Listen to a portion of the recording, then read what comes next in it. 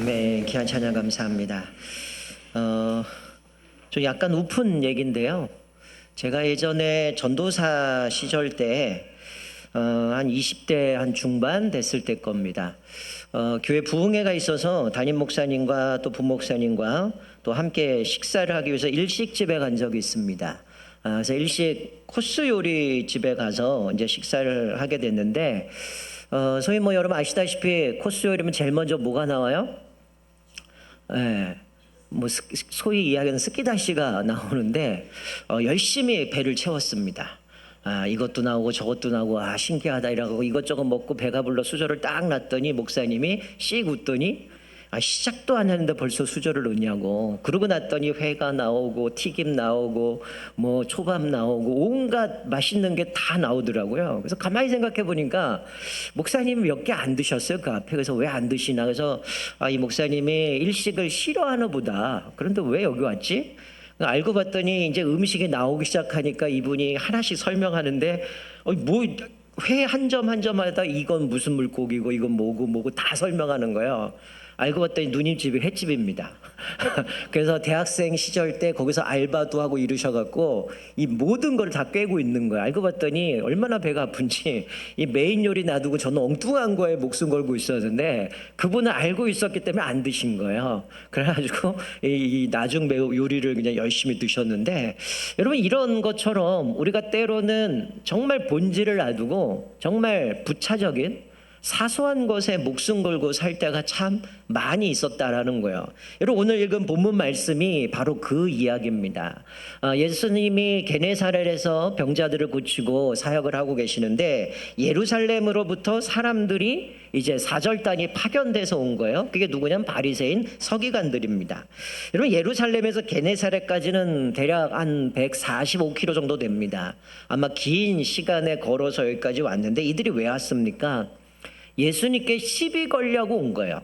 뭐냐면 이들이 예수님이 가르치셨던 메시지, 사역 이런 것들이 기존의 전통적인 보수 유대교에 뭔가 자기들에게 도전을 한다라는 생각을 갖고 있었던 겁니다. 끊임없이 자기들을 붕괴시키고 뭔가 예수님의 메시지가 자기들을 위협하고, 급기야는 이들이 예수님이 안식일에 병자를 고쳐주신 사건 이후에 이들이 예수님을 죽이려고까지 모의를 했던 모습을 살펴보죠. 그러니까 자신들의 어떤 전통, 습관 이런 부분에서 예수님이 뭔가 심각한 도전을 받는다라고 생각하니까 종교 지도자들이 바리새인과 서기관들을 파견을 해가지고 예수님을 찾아와서 오늘 본문에 이제 시비를 거는 거죠. 한마디로 뭡니까?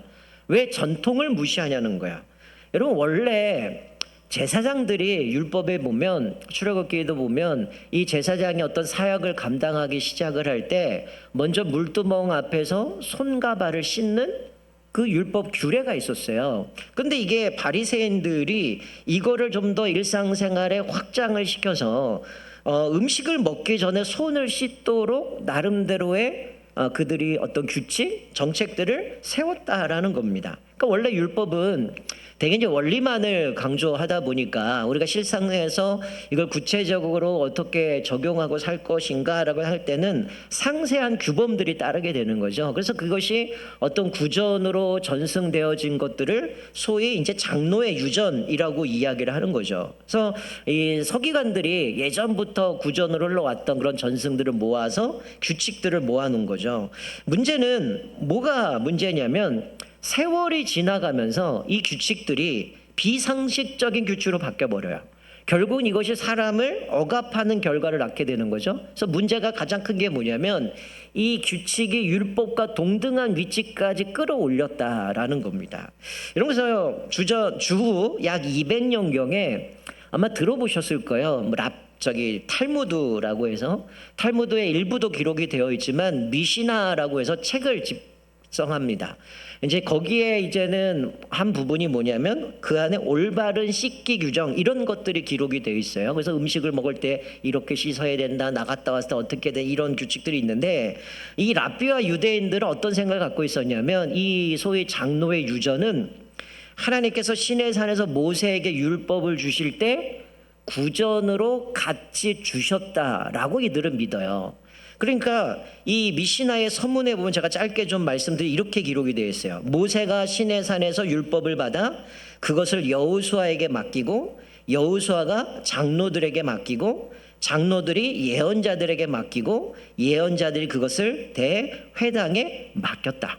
그래서 그 가운데 세 가지, 심판에 신중해라, 많은 제자를 일으켜 세워라, 율법의 울타리를 쳐라, 이런 기준으로 해서 그 전통들을 담아놓은 책이죠. 그러니까 바리새인들 서기관들이 이 전통, 이 장로의 유전이 모세가 시내산에서 받은 거라고 생각한다면 지금 예수님의 그 전통을 무시한다고 생각하잖아요. 그럼 예수님이 뭘 저지른 거죠? 시내산에서 하나님이 모세에게 주신 거를 안 믿고 따르지 않으면 예수님은 죄를 지은 분이 되는 겁니다. 그래서 지금 따져서 묻는 거죠. 왜 당신의 제자들은 음식을 먹을 때 손을 씻지 않습니까? 이게 율법에 있는 게 아니잖아요. 성경에는 제사장의 손을 씻고 그리고 제사를 지내야 되는데 이거를 음식 규례를 연결시켜서 밖에 나갔다 오면 먼지도 묻고 이러니 부정하니까 깨끗하게 씻고 먹어라 이 얘기를 하고 있는데 지금 예수님한테 찾아와서 왜 제자들은 음식을 먹지 않느냐고 시비를 걸어오는 거예요. 여러분 사실 여기가 처음이 아니죠. 마태복음 9장에 보면 내 친구가 중풍병자를 메고 올 때 예수님이 내 죄를 사하였노라 라고 했을 때 신성모독이라고 얘기했어요. 거기서부터 시작이 되죠. 그리고 그 이후에 어떤 일이 나오고 왜 죄인들과 함께 먹습니까? 왜 당신의 제자들은 금식하지 않습니까? 왜 안식일을 무시합니까? 왜 귀신과 결탁해서 귀신을 쫓아냅니까? 오늘 본문에는 떡 먹기 전에 밥 먹기 전에 왜 손 씻지 않느냐? 이런 부분을 갖고 계속해서 자기들의 어떤 규칙, 전통을 가지고 예수님께 도전해 오는 거죠. 왜 예수님은 하나님 나라 말씀을 선포하시고 하나님 나라 복음을 증거하니까 이들이 볼 때는 자기들이 이야기하는 전통이나 규칙들을 봤을 때는 이게 성경과 상관없는 이야기들 하니까 자기의 뭔가 도전적인 그런 예수님의 메시지 속에서 자기들 위기감을 느낀 거예요. 자, 그런데 예수님은 대답하지 않고 오히려 반격을 하세요. 자, 3절 보니까 너희는 어찌하여 너희의 전통으로 하나님의 계명을 범하느냐. 뭐라고요? 너희의 전통으로 하나님의 계명을 범한다는 거예요. 지금 무슨 얘기냐면 아까 제가 일식 얘기한 것처럼 본질은 놔두고 사소한 것 때문에 본질을 무시해버린 거예요. 그러니까 자기들이 세워놓은 전통을 가지고 뭘 만든 거예요? 하나님의 율법을 무시해버리고 지켜버리지 않고 오히려 율법 위에 전통을 두었다라는 겁니다. 그래서 이 장로들의 유전으로 율법을 대체해버린 거예요. 그러자 예수님은 뭐라고 얘기하냐면 위선자라고 얘기를 해요. 이사야 선지자가 잘 예언했다는 거예요. 너희들이 입술로는 나를 공경하지만 마음은 내게서 멀도다. 하나님을 섬기는 것 같지만 너희들의 전통 때문에 율법 무시하고 하나님을 헛되이 경배하고 있다는 거예요. 그래서 예수님이 이들이 가지고 있는 전통을 뭐라고 표현하셨냐면 사람의 계명이라고 얘기를 해요. 이거는 모세가 준 것도 아니고 너희들이 만든 거라는 거야. 하나님이 모세를 통해 준 게 아니라 너희들이 만들어 놓은 사람의 계명을 교훈 삼아 가르치니 하나님을 헛되이 경배한다라고 이야기를 하는 겁니다. 그래서 한 예로 뭘 말씀해서요. 4절과 5절에 보면 부모 공경을 얘기를 해요. 여러분 십계명에도 내 부모를 공경하라 나오지 않아요. 근데 이들은 뭐라고 얘기냐면 4절 5절 보니까 하나님이 이르셨으되 내 부모를 공경하라 하시고 또 아버지나 어머니를 비방하는 자는 반드시 죽임을 당하리라 하셨거늘 너희는 이르되 누구든지 아버지에게나 어머니에게 말하기를 내가 드려 유익하게 할 것이 하나님께 드림이 되었다고 하기만 하면 이라고 되어 있죠. 여러분 이게 마태는 이렇게 표현하지만 마가는 동일한 이야기를 하면서 뭐라고 얘기하냐면 고르반이라고 명시합니다. 이게 코르반이라는 단어 헬라식으로 표현한 건데 이 고르반이라는 단어는 예물을 뜻합니다. 쉽게 얘기하면 내가 가지고 있는 자산을 나는 하나님께 드렸어라고 고르반을 선언을 하면 이 자산은 오로지 하나님께만 쓸 수 있어요. 그래서 가족이나 다른 사람에게 이 재산을 쓸 수가 없는 겁니다. 왜? 내가 하나님께 드렸기 때문이에요. 자, 이건 어떻게 보면 그들이 하나님 앞에 내가 이렇게 헌신하겠습니다. 내가 하나님 앞에 드리겠습니다. 아주 좋은 마음으로 시작이 됐는데 이거를 왜곡하는 거죠. 그러니까 자녀가 궁핍한 부모를 도울 수 있는 자기의 자원, 재산을 가지고 이게 하나님께 선언함으로 있어서 자기는 예외가 되는 거야.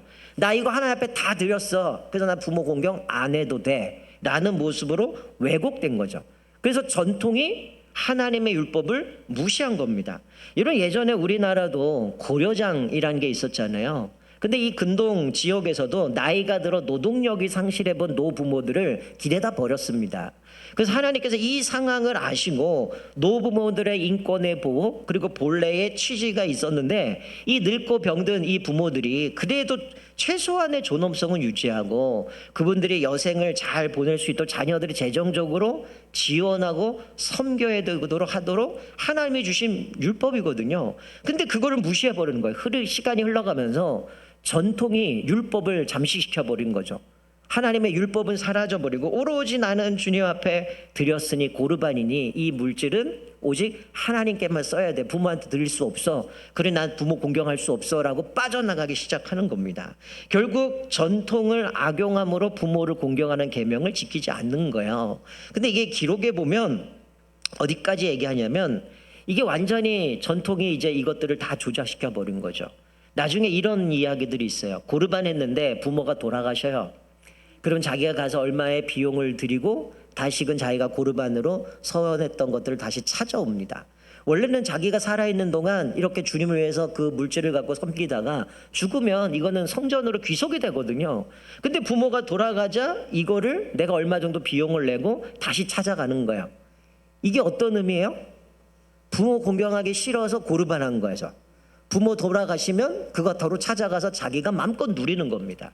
이렇게 왜곡이 되어버린 거예요. 그래서 하나님의 말씀은 폐해버리고 자기들 전통만 갖고 있는 모습을 보면서 예수님은 외식이다라고 얘기하는 거죠. 원래는 이 전통은 율법을 보완하기 위해서 만들어진 건데 그것이 율법을 대신해서 하나님은 지금 이 예수님이 이것을 보면서 외식했다. 그러니 너희들이 입술로는 나를 공경하지만 너희들 하나님을 경외하지 않는다라고 말씀하고 있는 거죠. 여러분 우리가 이 말씀을 보면서 우리 안에도 성경의 가르침에 어긋난 전통이나 가르침은 없습니까? 물론 한국 교회 안에 몇 가지 종교적인 규칙들이 있습니다. 이것들을 통해서 뭐 구원받고 축복받는 뭐 그런 비결로 제시되기도 하지만 그런 것들이 우리에게 뭔가 신앙적으로 유익이 주지만 문제는 그 규칙들을 지키고 지키지 않았냐에 따라 사람들 정죄하고 비난하고 판단하기 시작했다라는 거죠. 또한 내 편리대로 계명들을 마음껏 해석하고 우선순위를 바꿔버리는 모습이 있어요. 사실 예수님은 그 앞에 보면 사람들에게 누구든지 나를 따르려거든 하나님 나를 따르려거든 가족보다 먼저 하나님을 사랑해야 된다고 얘기를 해요. 근데 여기서 말씀하는 거 뭡니까? 하나님을 사랑해야 되는데 그것 때문에 부모 핑계대지 말라는 거예요. 그거 등한시하지 말라라는 겁니다. 저와 여러분들은 본질인 하나님의 말씀에 온전히 순종하며 사시기를 주님의 이름을 축원드립니다. 여러분 예수님이 이 말씀을 하시고 두 그룹에다가 이걸 적용해요. 자 10절을 보시면 먼저 무리들을 불러 모으셔죠. 무리를 불러 이르시되 듣고 깨달으라. 여러분 무리들을 불러 모아서 이 얘기를 한 거 너희들 다 들었지 지금. 바리새인들이 얘기했던 건 너희들이 지금 내가 쭉 이야기한 거 그거 들어보고 바리새인들이 이야기한 것처럼 진짜 우리의 입으로 들어가는 것이 더럽게 하는 것인지 아니면 입에서 나오는 것이 더럽게 하는 것인지 논리적으로 판단해 보라는 거예요. 그러니까 바리새인들에게 하신 말씀들을 생각해 보고 너희들 더 이상 그들의 그늘에 머무르지 말고 정말 하나님의 말씀을 제대로 따르는 제자가 되라고 말씀하는 겁니다. 그래서 바리새인들은 손을 씻지 않으면 부정하다라고 얘기하지만 지금 예수님이 강조하는 거 뭡니까? 육체적인 부정함이 아니라 영적인 부정함이 더 심각한 죄라라고 예수님이 말씀하고 계시는 거죠. 자 그리고 나서 두 번째 12절부터 20절까지는 제자들을 향해서 적용을 하시는데 자 제자들이 예수님께 묻습니다. 예수님 그거 알고 계세요? 지금 예수님 얘기한 게 너무나 세가지고 이 서기관 바리새인들이 걸림돌이 됐습니다. 이 각주를 보니까 뭐라 그래? 실족이라고 되어 있어요. 지금 예수님 말씀한 것 때문에 얘네들 시험 들었고 충격 먹었고 얘네들 뭔가 쇼킹한 그런 충격을 받았습니다. 이거 알고 계셔요? 물어요.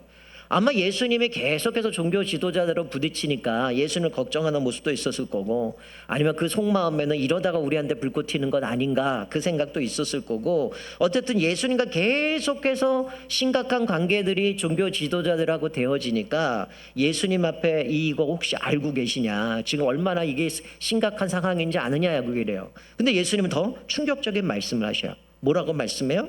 하나님이 심지 않은 것은 모두 뽑아버릴 거라는 거야. 이런 즉 바리새인들은 하나님이 심으신 나무가 아니라는 겁니다. 이들은 참 이스라엘이 아니라는 거예요. 결국 그들은 뽑혀갖고 버림을 당할 거라는 거죠. 여러분 지난주에 제가 비유 말씀 얘기하면서 가라지 비유를 들었어요. 이 가라지 비유는 알곡과 가라지가 함께 자라는데 잘 구분이 안 가요. 마치 그 모습인 거죠. 이 바리새인들 서기관들 늘 옷도 경건한 옷처럼 술이 달려있고 치렁치렁 올리면서 나는 이렇게 구제도 하고 금식도 하고 내가 하나님을 섬겨. 그래서 마치 자기들 의로움을 드러냈는데 근데 지금 예수님은 뭐라고 말씀해? 얘네들은 참 이스라엘이 아니다. 하나님이 심지 않았으니 얘네들은 뽑혀서 결국 심판받을 거라는 거예요. 그래서 마지막에 추수 때 모두 따로 모아서 불태웠던 그 가라지 비유를 얘기하면서 동일한 얘기를 하는 거예요. 그래서 14절에 뭐라고 얘기해요? 냅둬라. 신경 끄라는 거예요. 결국 추수 때가 되면 심판을 받을 건데 혹독한 심판을 예고하고 계시는 거예요.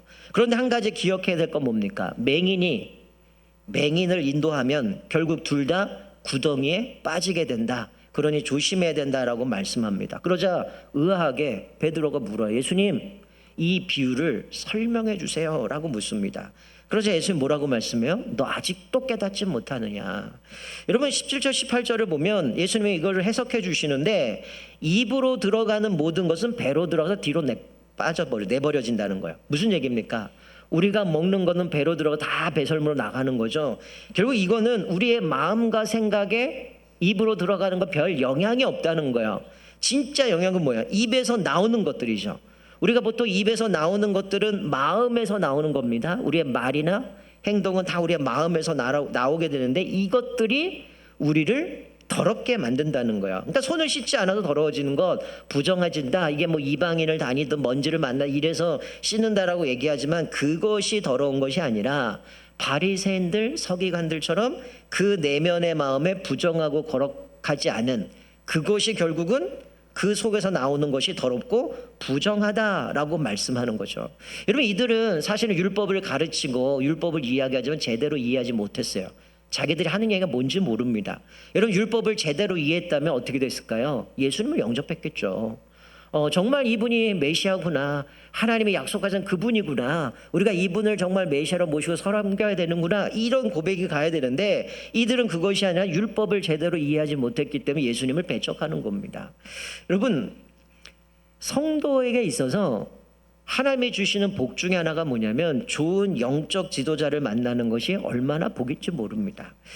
여러분 제가 부목사님을 뽑을 때에 기준이 있어요. 그냥 아무나 뽑는 게 아니라 저랑 같은 목회 철학, 같은 성경관, 같은 비전을 가지고 가는 사람을 뽑습니다. 그래서 제가 늘 제자훈련이나 성경관도 하는 것처럼 이거 훈련받은 분만 뽑아요. 그래야 우리가 설교를 속에서도 똑같은 메시지를 전하고 똑같은 초점을 전하고 그래서 한 방향으로 같이 성경을 보고 묵상하고 훈련을 받고 그래서 건강한 그리스도로 세워가기 위해서 그런 분들을 세운다는 거예요. 그래서 우리가 예배 때마다 목사님들 딴 얘기 안 하잖아요. 오직 성경만 얘기하잖아요. 여러분 성도에게 있어서 좋은 영적 지도자를 만나는 게 얼마나 복인 줄 몰라요. 또 반대로 목자는 좋은 양들을 만나는 것이 축복입니다. 염소 같은 사람들 만나면 어떻게 얼마나 피곤하겠어요. 그런데 더 중요한 것은 양들이 좋은 목자를 만나는 것이 복이라는 겁니다. 여러분 앞을 못 보는 목자를 만나면 어떻게 돼요? 함께 멸망하는 거잖아요. 여러분 한국교회에 수많은 이단들이 그거 아닙니까? 잘못된 목자들을 만나서 자기들만에게 뭔가 계시가 있고 우리들에게만 진리가 있다라고 하는데 결국은 다 맹인이기 때문에 어떻게 같이 죽어버린다는 거예요. 여러분 제가 지난번에 교육자들하고 우리 새가족 안내부 또 새신자부원들하고 같이 세미나를 들었던 게 뭐냐면 신천지 대응 전략 3.0이라는 세미나를 들었어요. 이들이 얼마나 교묘하게 이게 바뀌어가는지 몰라요. 좀 궁금한 분들은 제가 당에다가도 책을 하나 넣고 또 사무실 앞에서 책을 갖다 놓은 신천지 대응 3.0 매뉴얼 이건데 여러분 당근마켓 하시죠? 한 예로 여러분 당근마켓에서 물건만 파시잖아요. 근데 거기가 커뮤니티가 조성됐잖아요. 우리 런닝크루 뭐 이렇게 갖고 사람들 모이잖아요. 거기 안에 신천지가 완전히 자리 잡고 있어요. 그게 자기 사람들을 포섭해서 정복해가고 주변에 사람 붙여가지고 함께 같은 뭔가를 만들어가지만 다 결국은 뭐 성경 공부하자 뭐 하자고 다 데리고 가거든. 아주 치밀한 계획들이 그 책에 다 기록되어 있습니다. 여러분들이 목차가 여러 개 방법들이 세대별로 또 여러 가지 있으니까 좀 그것들을 보고 좀 보셨으면 좋겠는데, 여러분 우리 교회가 올해 50주년 아닙니까? 천산중앙교회 50년 동안 건강하게 성장했고 또 하나님이 주신 사명들을 감당해 왔어요. 근데 우리가 주제를 희년 리셋으로 잡은 게 뭡니까? 본질을 붙들자는 거예요. 여러분 우리가 교회의 본질이 뭐냐, 신앙의 본질이 뭐냐, 우리 사명의 본질이 뭐냐, 그거 붙들자는 거죠. 그래서 우리가 하나님과의 관계 속에서 어떻게 우리가 첫사랑의 감격과 기쁨 속에서 주님을 섬기고 있는가, 또 우리가 사역을 함에 있어서도 어떤 동기와 마음을 가지고 주님을 섬기고 있는가, 하나님을 뜨겁게 사랑하는 것뿐만이 아니라 우리 성도들의 관계, 가정에서의 관계, 사람들과 관계 속에서도 어떤 관계를 맺고 살아가야 되는가. 더 나아가서 하나님 나라 회복이 뭔가요? 우리가 가정이든 일터든 교회든 결국 이 땅에 무너진 하나님 나라 회복하는 게 그게 우리 사명 아니겠어요? 그 본질을 붙잡자는 거예요. 좋은 전통은 살려야 되지만 또 잘못된 전통은 개혁해야 되고 교정해야 되고 우리가 건강한 모습으로 나아가면 된다라는 거죠. 자, 그래서 예수님은 이제 제자들에게 각오를 새롭게 하기 위해서 다시금 이들에게 설명을 해주시는 겁니다. 여러분 사실 지난주 살펴던 마태복음 13장에 보면 예수님이 여러 가지 비유들을 얘기하고 제자에게 묻습니다. 너희들 이 비유 다 깨달았느냐? 그때 제자들이 뭐라고 그래요? 다 깨달았다고 얘기를 해요. 그래서 예수님이 그들을 향해서 천국의 서기관 된 너희들 제자들 이렇게 표현해요. 천국의 서기관 제자들 등 뭐예요? 하나님 나라의 율법 교사라는 거예요. 근데 지금 이들이 뭐라고 얘기해요? 베드로가 예수님 이 비유를 해설해 주세요, 해석해 주세요라고 말씀하니까 너 아직도 깨닫지 못하느냐.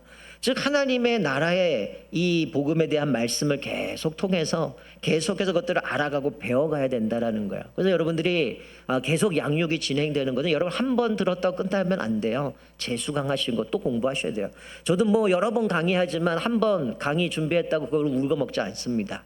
또 다시 처음부터 공부하고 준비하고 돌아보고 보강하고 그러고 같이 말씀을 나누면서 같이 세워가는 것이지, 우리가 끊임없이 하나님의 말씀을 통해서 하나님의 나라에 대해서 배워가야 된다는 거예요. 그래서 예수님은 이 제자들에게 영적 부정함이 육체적 부정함보다 훨씬 심각한 범죄라는 사실을 말씀하면서 우리가 외형적인 게 아니라 우리 내면을 좀 본질을 붙잡고 믿음으로 살아가야 된다는 거예요. 그래서 이 영적인 부정함이 뭐냐? 자, 19절에 이렇게 말씀해요. 우리 19절 같이 한번 읽겠습니다. 시작. 마음에서 나오는 것은 악한 생각과 살인과 간음과 음란과 도둑질과 거짓 증언과 비방이니. 여러분 여기서 사람이 하나님께 저지르는 모든 죄들이 다 어디서 나와? 우리의 마음에서 나온다 그랬어요. 제가 산상수훈에서 우리가 뭘 붙들어야 되느냐? 하나님 나라의 의를 붙들어야 된다는 그랬어요. 그게 뭐냐? 예수님의 성품을 닮아가야 된다 그랬죠. 그런데 요즘 예수님이 말씀하시는 우리의 내면에 이 영적인 죄악들이 뭐냐? 악한 생각, 살인, 간음, 음란, 도둑질, 거짓 증언, 비방이라고 얘기를 하죠. 여기 나오는 살인, 간음, 도둑질, 거짓 증언은 10계명, 6계명부터 9계명까지 나와 있는 내용이죠. 그리고 마지막 비방은 남을 헐뜯는 말입니다. 이건 아마 예수님께 와서 끊임없이 바리새인 서기관들이 종교적인 비방을 하고 공격해 왔는데 그것도 여기에 포함될 거죠. 근데 이런 것들이 사람을 더럽게 한다는 거예요. 그래서 20절에 손으로 먹는 것은 우리를 더럽게 못하지만 우리 안에 있는 것들이 우리를 더럽게 만든다라고 얘기를 해요. 그래서 결국 예수님 뭘 말씀해요? 사람들이 만들어 놓은 교리, 사람들이 만들어 놓은 전통이 하나님의 말씀을 폐하거나 그것을 가려서는 안 된다라고 경고해 주고 있는 거죠. 사랑하는 성도 여러분, 여러분은 어떻습니까? 오늘 여기 19절에 나오는 예수님이 말씀하셨던 우리 안에는 영적인 범죄함들이 여러분에게 있지는 않습니까? 이게 표면적으로만 보면 별로 이게 와닿지 않은데 좀 여러분은 스스로에게 좀 대답을 좀 해보셨으면 좋겠어요. 제가 좀 구체적으로 풀어서 말씀드리면 악한 생각 뭡니까? 정작 우리 안에 영적인 범죄는 생각하지 않으면서 외적으로 드러나는 것들만 보고 사람을 평가하고 부정하다고, 정결하지 않다고 정죄하고 평가하고 있지 않습니까? 살인, 직장 동료나 또 교인이나 경쟁 관계에 있는 사람들에 대한 미움, 혐오감을 갖고 있지 않습니까? 간음, 여전히 음란한 잡지나 영상을 아직도 즐기고 있지 않습니까? 배우자만 진심으로 사랑하고 있냐는 거예요. 도적질, 하나님과 이웃을 위해서 내가 드려야 되는데 그것이 하나님과 이웃에게 드려지지 않고 오직 자신만을 위해 쌓아두고 사용하고 있지 않습니까? 더 나아가서 공적인 것을 사적으로 사용하고 있지 않습니까? 공급마저도 마찬가지죠. 거짓 증언, 자신의 입장을 유리하게 만들기 위해서 어떤 것은 강조하고 어떤 것은 은폐하고 있지는 않습니까? 혹 남의 허물 약점을 무지막지하게 무자비하게 공격하고 있지는 않냐는 거죠. 더 나아가 비방 뭡니까? 하나님의 뜻대로 행하는데도 나와 이해관계가 없다고, 내가 싫어하는 사람이라고, 자신의 기준과 다르다고 모함하고 모독하고 있지 않습니까? 여러분 한번 스스로에게 질문을 던져보세요. 예수님이 우리의 입으로 들어가는 것이 더러운 게 아니라 우리 안에 나오는 것들이 더럽다라고 얘기를 하고 있어요. 영적인 부정함이 더 큰 심각한 죄라고 이야기를 하는 겁니다. 여러분 혹 우리 안에 인간이 만들어 놓은 전통, 관습 때문에 하나님의 뜻이 무엇인지도 잊고 있지는 않는가 한번 돌아봤으면 좋겠어요. 여러분 성경은 우리의 입술의 고백보다 진짜 우리에게 요구하는 게 뭡니까?